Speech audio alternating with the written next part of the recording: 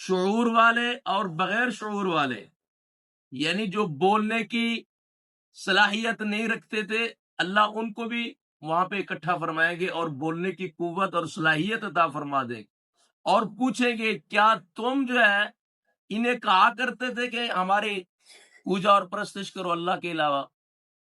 خود اللہ رب العزت ان سے پوچھیں گے، فَيَقُولُ أَأَنْتُمْ أَضْلَلْتُمْ عِبَادِي هَؤُلَاء، کیا تم نے میرے ان نیک بندوں کو، میرے ان بندوں کو گمراہ کیا؟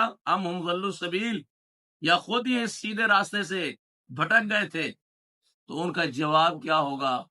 وہ یہ کہیں گے قالوا سبحانک، اللہ تو پاک ہے، ما کان ینبغی لنا، یہ ہمارے لیے لائق ہی نہیں تھا، مناسب ہی نہیں تھا کہ ان نتخذ من دونک من اولیاء، کہ ہم تیرے علاوہ کسی اور کو اپنا ولی اور مددگار بنائے۔